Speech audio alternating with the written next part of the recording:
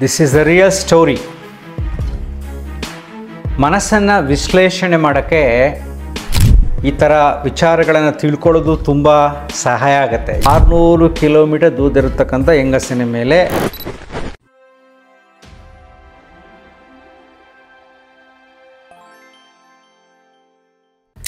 ನಮಸ್ಕಾರ ಸ್ನೇಹಿತರೆ, this is the real story. ಮನಸ್ಸನ್ನು ವಿಶ್ಲೇಷಣೆ ಮಾಡೋಕ್ಕೆ, ಜನರ ವರ್ತನೆಗಳನ್ನು ಅರ್ಥ ಮಾಡ್ಕೊಳ್ಳೋಕ್ಕೆ ಈ ಥರ ವಿಚಾರಗಳನ್ನು ತಿಳ್ಕೊಳ್ಳೋದು ತುಂಬ ಸಹಾಯ ಆಗುತ್ತೆ. ಯುವಕರಿಗೆ, ಯುವತಿಯರಿಗೆ, ಗೃಹಸ್ಥರಿಗೆ ಎಲ್ಲರಿಗೂ ಸಹಾಯ ಆಗುತ್ತೆ. ಅದಕ್ಕೋಸ್ಕರ ನಾನು ಈ ವಿಡಿಯೋ ಮಾಡೋದು.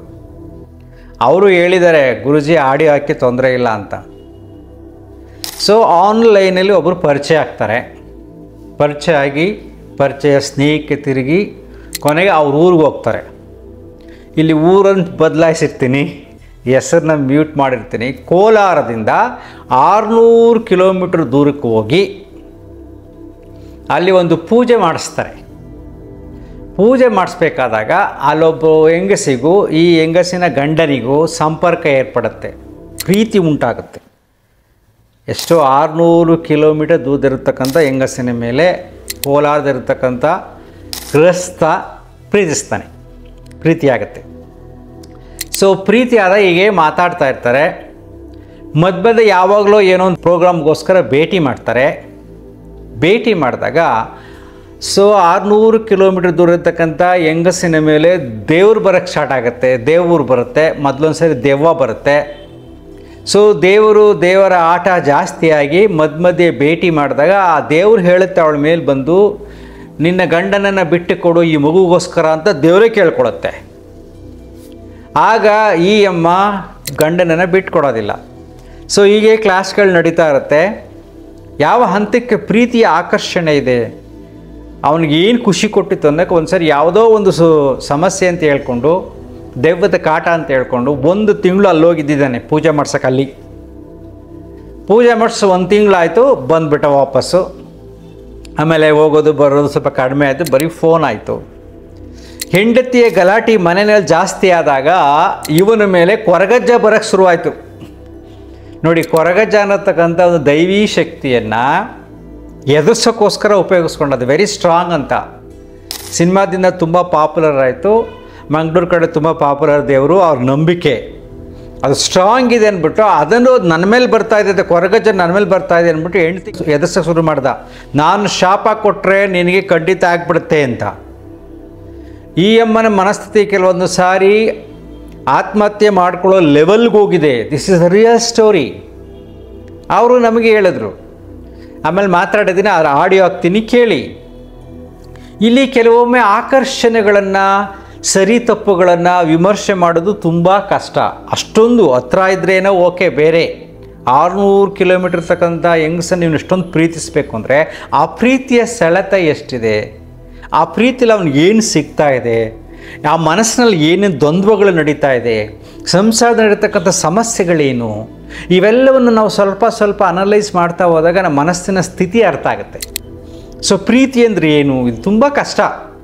ಇದು ವಿಡಿಯೋ ದೊಡ್ಡದಾಗತ್ತೆ, ಸಿಂಪಲ್ಲಾಗಿ ಆಡಿಯೋ ಕೇಳಿ. ಒಂದು ಓಶೋರು ಒಂದು ಕಡೆ ಹೇಳಿದ್ರು, ಅದು ನನಗೆ ನೆನಪು ಬಂತು.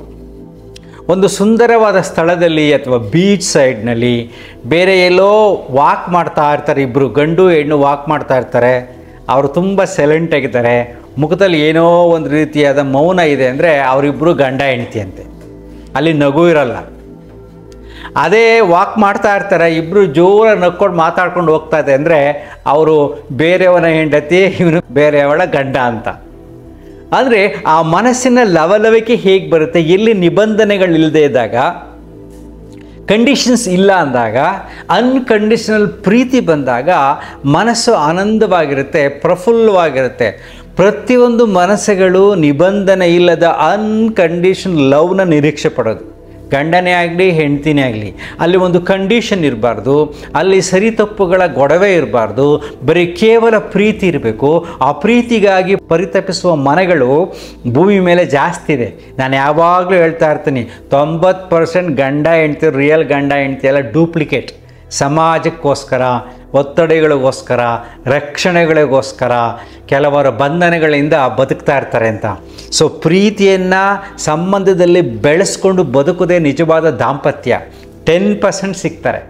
ಸೊ ನಾನು ಈ ವಿಡಿಯೋ ಮುಖಾಂತರ ಹೇಳೋದು, ನಿಮ್ಮ ಸಂಬಂಧಗಳಲ್ಲಿ ಯಾವುದೇ ಸಂಬಂಧಗಳಾಗಲಿ ಅಲ್ಲಿ ಪ್ರೀತಿ ಇರಬೇಕು, ಅಲ್ಲಿ ಯಾವುದೇ ರೀತಿಯಾದ ಕಂಡೀಷನ್ ಇರಬಾರ್ದು. ಆ ಕಂಡೀಷನ್ಸ್ ಬಂದಾಗ ಮನಸ್ಸು ನಾನಾ ಆಟಗಳನ್ನು ಆಡೋಕ್ಕೆ ಸ್ಟಾರ್ಟ್ ಮಾಡುತ್ತೆ, ಪ್ರೀತಿಯನ್ನು ಹುಡುಕ್ತಾ ಇರುತ್ತೆ ಅಲ್ವಾ. ಈ ಆಡಿಯೋ ಕೇಳಿ ಹಾಗೇ ಸುಮ್ಮನೆ ಅನಲೈಸ್ ಮಾಡಿ. Experience the unconditional love. Thank you.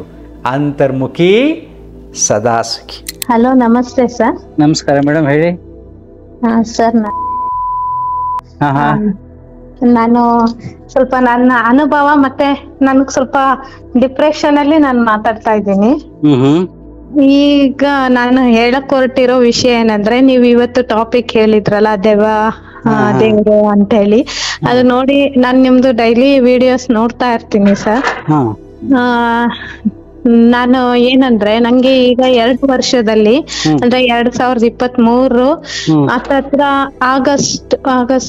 September ಅಲ್ಲಿ ಒಬ್ರು ಪರಿಚಯ ಆಯ್ತು. ಅಂದ್ರೆ ಹೀಗೆ ಆನ್ಲೈನ್ ಕ್ಲಾಸ್ ಅಲ್ಲಿ ಪರಿಚಯ ಆಗಿತ್ತು, ಟೈಲರಿಂಗ್ ಕ್ಲಾಸ್ ಅಲ್ಲಿ. ಅದೇನಾಯ್ತು, ಅವರಿಂದ ಅವರು ಏನ್ ಮಾಡಿದಾರೆ, ನಾನು ನಮ್ಮ ಹಸ್ಬೆಂಡ್ ಎಲ್ಲ ಸ್ವಲ್ಪ ಗೋಕರ್ಣಕ್ಕೆ ಪೂಜೆಗೆ ಹೋಗ್ಬೇಕಾಗಿತ್ತು, ಪಿತೃಪಕ್ಷಕ್ಕೆ.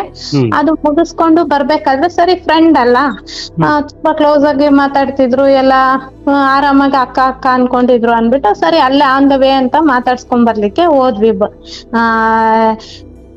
ಹೇಳಿ ಅಲ್ಲಿಗೆ ಹೋದ್ವಿ. ಮಾತಾಡ್ಸ್ಕೊಂಡ್ ಬರ್ಬೇಕಾದ್ರೆ ನಮ್ಮ ಹಸ್ಬೆಂಡ್ ಏನಂದ್ರೆ, ಸ್ವಲ್ಪ ಅದು ಇದು ಲೈಟ್ ಆಗಿ ವಾಸ್ತು ಪ್ರಕಾರ ಹೇಳೋದು ಆ ರೀತಿ ಮಾಡ್ತಿದ್ರು. ಅದನ್ನ ಅವಳಿಗೆ ಹೇಳಿದ್ರು, ಈ ಫೋಟೋ ಇಲ್ಲಿ ಇರ್ಬಾರ್ದು, ಆ ಫೋಟೋ ಇಲ್ಲಿ ಇರ್ಬಾರ್ದು ಅಂತ ಅನ್ಬಿಟ್ಟು. ಅದೇನಾಗಿದೆ, ಆಮೇಲೆ ಅವ್ರಿಬ್ರು ಹೇಗೆ ಲಿಂಕ್ ಆದ್ರು ಅಂತ ನಂಗೆ ಗೊತ್ತಾಗ್ಲಿಲ್ಲ. ಆಯ್ತಾ, ಅವ್ರಿಬ್ರು ಲಿಂಕ್ ಆದ್ರು. ಕಡೆಗೆ ಏನಾಯ್ತಂದ್ರೆ, ಅದು ಹಾಗೆ ಮುಂದುವರಿತಾ ಬಂತು. ಎಲ್ಲಿವರೆಗೂ ಅಂದ್ರೆ, ನಮ್ಮನೆಗೂ ಅವ್ರ ಫ್ಯಾಮಿಲಿ ಬಂದಿದ್ರು, ನಾವು ತಿರುಪತಿಗೆಲ್ಲ ಹೋಗ್ ಬಂದ್ವಿ, ಎಲ್ಲ ಆಯ್ತು. ಒಂದ್ಸತಿ ಮಂತ್ರಾಲಯಕ್ಕೆ ಹೋದಾಗ ಈ ಅಮ್ಮ ಏನ್ ಮಾಡಿದ್ರು, ದೆವ್ವ ಬರೋ ತರ ನಾಟಕ ಮಾಡಿದ್ರು. ಅದೇ ನನ್ ಫ್ರೆಂಡ್ ಅನ್ನಲ್ಲ, ನೀವು ಈ ಟಾಪಿಕ್ ನ ಹೇಳ್ಬೋದು ಸರ್, ಆದ್ರೆ ಊರು ಹೆಸರು ಬೇಡ. ಯಾಕಂದ್ರೆ ಜನಕ್ಕೆ ಗೊತ್ತಾಗ್ಲಿ ಈ ತರ ಮೋಸ ಮಾಡೋರು ಇರ್ತಾರೆ ಅಂತ. ಅದು ನಮ್ಮ ಹಸ್ಬೆಂಡ್ ಆದ್ರೂ ಸರಿ, ಯಾರಾದ್ರೂ ಸರಿ, ಮೋಸನೇ ಅಲ್ವಾ. ಅದಕ್ಕೋಸ್ಕರ ನಾನು ನಿಮ್ಮ ಹತ್ರ ಮಾತಾಡ್ಬೇಕು. ನೀವು ನಂಗೆ ಸ್ವಲ್ಪ ಧೈರ್ಯ, ಹೇಗೆ ನಾನು ಇದನ್ನ ಸಿಚುವೇಶನ್ ನ ಹ್ಯಾಂಡಲ್ ಮಾಡ್ಬೇಕಂತ ಗೊತ್ತಾಗ್ತಾ ಇಲ್ಲ. ದಿನ ಅಪೋಸ್ ಮಾಡ್ತೀನಿ, ದಿನ ಕೇಳ್ತೀನಿ, ಇಲ್ಲ ಕಾಂಟ್ಯಾಕ್ಟ್ ಅಲ್ಲಿ ಇಲ್ಲ ಅಂತಾರೆ, ಆದ್ರೆ ನಂಗೆ ಇದಾರೆ ಅಂತ ಅನ್ಸುತ್ತೆ. ಆದ್ರೆ ಈ ಡಿಪ್ರೆಷನ್ ಇಂದ ನಾನು ಹೊರಗ್ ಬರ್ಬೇಕಂತಾನೆ ಇವತ್ ನಿಮ್ ಹತ್ರ ಮಾತಾಡ್ತಾ ಇದ್ದೀನಿ. ಸರ್, ನಾನು ಇದ್ದೀನಿ ಸರ್. ಆ ರೀತಿ ಅದು ಏನಾಯ್ತು, ಆಮೇಲೆ ದೆವ್ವ ಬಂದಿದ್ ರೀತಿ ನಾಟಕ ಮಾಡಿದ್ಲು. ನಾನು ಅಂದ್ರೆ ನಮ್ಮ ಮಗಳು ಸ್ವಲ್ಪ ಲವ್ ಮ್ಯಾರೇಜ್ ಆಗಿ ಅವ್ರಿಗೂ ನಮಗೂ ಮಾತುಕತೆ ಇಲ್ಲ. ಅದಕ್ಕೆ ಆ ಹೆಂಗಸಿಗೆ ಮದ್ವೆ ಆಗಿ 2 ಮಕ್ಳಿದಾರೆ, ಮಗಳು ಮೆಚರ್ಡ್ ಆಗಿದ್ದಾಳೆ.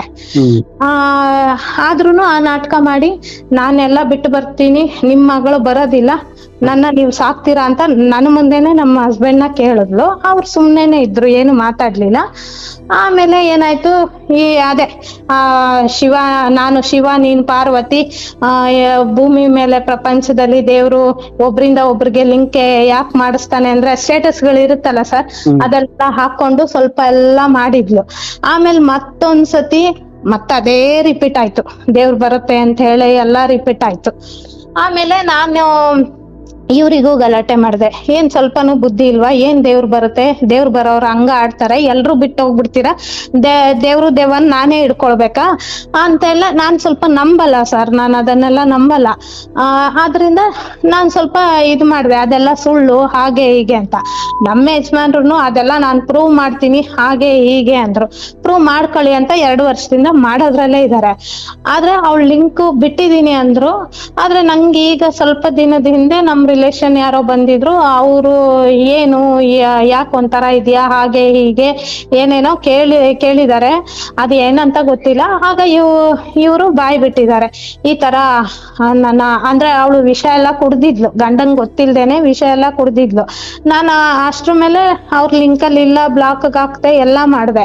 ಗಂಡ ಏನ್ ಅನ್ಕೊಂಡಿದಾನೆ, ನನ್ನ ತುಂಬಾ ಹಚ್ಕೊಂಡಿದ್ದಾಳೆ, ಅದಕ್ಕೋಸ್ಕರ ಅವಳು ವಿಷ ಕುಡಿದ್ಲು ಅಂತ. ನನ್ಗೆ ಅವ್ರ ಹತ್ರ ಮಾತಾಡಕ್ ಬಿಟ್ಟಿಲ್ಲ, ಅವ್ರ ನಂಬರ್ ಎಲ್ಲ ಡಿಲೀಟ್ ಆಗೋಗಿದೆ. ಇವ್ರು ಏನ್ ಮಾಡ್ತಿದಾರೆ ಅಂದ್ರೆ, ಅವಳು ಬ್ಲಾಕ್ ಮೇಲ್ ಮಾಡ್ತಿದ್ದಾಳೆ, ನಾನ್ ಸತ್ರೆ ನೀವ್ ಬರ್ಬೇಕು, ಹಾಗೆ ಹೀಗೆ, ನಿಮ್ಮನ್ ಬಿಟ್ಟು ಇರಕ್ಕಾಗಲ್ಲ ಅಂತ ಅನ್ಬಿಟ್ಟು. ಈ ಎರಡು ಕೈ ಸೇರಿದ್ರೇನೆ ಚಪ್ಪಾಳೆ, ಒಬ್ರು ಇಂದ ತಪ್ಪಾಗಲ್ಲ. ಅವಳಿಗೂ ಸುಮಾರು ಬುದ್ಧಿ ಹೇಳ್ದೆ, ಮೆಚರ್ಡ್ ಆಗಿರೋ ಹುಡುಗಿ ಇದ್ದಾಳೆ, ಈ ತರ ಬೇಡ ಅಂತೆಲ್ಲ ಹೇಳ್ದೆ, ಕೇಳಲಿಲ್ಲ. ದೆವ್ವ ದೇವ್ರು ಎಲ್ಲಾ ನಾಟಕನೂ ಆಯ್ತು, ನಾಕ್ ದೇವ್ರ ಮೈ ಮೇಲ್ ಬರತ್ತೆ ಎಲ್ಲಾ, ಯಾವ್ದಕ್ಕೂ ನಾನು ಸೊಪ್ಪು ಹಾಕ್ಲಿಲ್ಲ ಸರ್. ಅದಕ್ಕೆ ನನ್ನ ದೂರ ಇಟ್ಬಿಟ್ರು. ಈಗ ಇವರು ಲಿಂಕ್ ಅಲ್ಲಿ ಅವಳು ವಿಷ ಮೋಸ ಮಾಡೋರ್ಗಿಂತ ವಿಷ ತಗೊಳ್ಳೋರ್ ಲೇಸ್ ಅಲ್ಲ ಅಂತೆಲ್ಲ ಅವ್ರ ಹತ್ರ ಮಾತಾಡಿದ್ರು. ಅದ್ರ ಮೇಲೆ ನಂಗೆ ಸ್ವಲ್ಪ ಡೌಟ್ ಶುರು ಆಯ್ತು. ನಾನು ಕೇಳಿದಕ್ಕೆ, ಇಲ್ಲ ನಾನು ಅವ್ರು ಏನೋ ವಿಷಯ ಮಾತಾಡಿದ್ರು, ಅದಕ್ಕೆ ನಾನು ಇನ್ನೇನ್ ಮಾಡೋದು ಅಂತ ಹೇಳ್ದೆ, ಅಷ್ಟು ಬಿಟ್ರೆ ನಾನು ಇಲ್ವೇ ಇಲ್ಲ. ಲಿಂಕ್ ನನ್ ಮೇಲೆ ಹಣೆ ಇಡ್ತಾರೆ, ದೇವ್ರ ಮೇಲೆ ಹಣೆ ಇಡಲ್ಲ. ಇಲ್ಲ ಲಿಂಕ್ ಅಲ್ಲಿ ಇಲ್ಲ ಅಂತ ಹೇಳ್ತಾರೆ. ಆದ್ರೆ ಏನಂದ್ರೆ ನಂಗೆ ಲಿಂಕ್ ಅಲ್ಲಿ ಇದಾರೆ ಅಂತ. ನಿಮ್ ಯಜಮಾನ್ ಇರೋದಲ್ಲಿ? ನಮ್ಮ ಯಜಮಾನ್ರು ಇಲ್ಲೇ ನನ್ನೊಟ್ಟಿಗೆ. ಅದು ಇಲ್ಲಿಂದ ಒಂದ್ 600 ಕಿಲೋಮೀಟರ್ ಆಗತ್ತೆ. ಅದು ಏನ್ ಟಚ್ ಅಲ್ಲಿ ಇದಾರೆ ಅವ್ರು? ಯಾವ ಟಚ್ ಅದು? ಅಂದ್ರೆ ಫೋನ್ ಅಲ್ಲಿ ಇರ್ಬೋದು. ಇದ್ಕೊಳ್ಳಿ ಬಿಡಿ, ಏನೀಗ 600 ಕಿಲೋಮೀಟರ್ ಏನೋ ಮಾತಾಡ್ತಾರೆ, ಏನೋ ಮನ್ಸಿಗೆ ಖುಷಿ ಆಗ್ಬೋದು, ಮಾತಾಡ್ಕೊಳ್ಳಿ. ಈಗ ಫಿಸಿಕಲ್ ಆಗಿ ಬಂದಿರ್ ನಿಮ್ ಮನೇಲಿ ಇದಾರಾ? ಇಲ್ಲ. ಇವ್ರ ಹೋಗ್ತಾರಾ ಇಲ್ವಾ? ಅಂದ್ರೆ ಸರ್, ಈಗ 1 ತಿಂಗಳ ಹಿಂದೆ ಹೋಗಿ 1 ತಿಂಗಳು ಇದ್ರು, ಏನೋ ಪೂಜೆ ಅನ್ಕೊಂಡು ಅಂತ ಇದ್ರು. ಓಕೆ, ಅದು ಡೇಂಜರ್. ಅಲ್ಲೋಗ ಅಲ್ಲ ಇದ್ಕೊಂಡು ಇಲ್ಲಿ ಗಮನ ಹರಿಸಿಲ್ಲ ಅಂದ್ರೆ ಅದು ಓಕೆ. ಬಟ್ 600 ಕಿಲೋಮೀಟರ್ ದೂರದಲ್ಲಿರೋದ್ರಿಂದ ಸಮಸ್ಯೆ ಏನಾಗಲ್ಲ. ಆದ್ರೆ ಏನ್ ಹೇಳ್ಬೇಕಂದ್ರೆ ಸರ್, ಅದೇ ನಾನು ಪ್ರೀತಿಯಿಂದ ಮಾತಾಡಿದ್ರೆ ಅವರು ಪ್ರೀತಿಯಿಂದ ಮಾತಾಡೋದು, ಮತ್ತೆ ಎಲ್ಲಾ ಏನ್ ತರ್ಬೇಕು ಎಲ್ಲ ನೋಡ್ಕೊಳ್ತಾರೆ. ಏನಾದ್ರೂ ಈ ವಿಷಯ ಬಂತಂದ್ರೆ ತುಂಬಾ ಉಲ್ಟಾ ಹೊಡಿತಾರೆ ಸರ್. ಅದಕ್ಕೆ ಏನ್ ಮಾಡ್ಬೇಕು? ಏನಿಲ್ಲಮ್ಮ, ವೆರಿ ಸಿಂಪಲ್. ನೀವೇ ತರ ಕೆಡ್ಸ್ಕೊಂಡಿದೀರಾ, ಅದೇನ್ ಪ್ರಾಬ್ಲಮ್ ಇಲ್ಲ. ಬಿಕಾಸ್ 600 ಕಿಲೋಮೀಟರ್ ಇರೋದ್ರಿಂದ ಅವ್ರೇನ್ ನಿಮ್ಗೆ ಡೈವರ್ಸ್ ಕೊಟ್ಬಿಟ್ಟು ಅಲ್ಲೋಗ್ಬಿಟ್ಟು ಅಲ್ಲಿ ಸಂಸಾರ ಮಾಡ್ಕೊಂಡು ಇರಕ್ ಆಗತ್ತಿಲ್ಲ. ಸೊ ಅದೇ ಸುಮ್ನೆ ಅದು ಮಾನಸಿಕವಾಗಿ ಕೆಲವ್ರು ಮನ್ಸುಗಳಿಗೆ ಹತ್ರ ಆಗ್ತಾರೆ, ಆ ರೀತಿ ಮಾತಾಡ್ಕೊಂಡಿರ್ತಾರೆ. ಅರ್ಥ ಆಯ್ತಾ? ಇಲ್ಲೇ ನಿಮ್ಮೂರಲ್ಲೇ ಆಗಿದ್ರೆ ಅದು ಸಮಸ್ಯೆ ಆಗಿರೋದು ಫ್ಯೂಚರ್ ಅಲ್ಲಿ.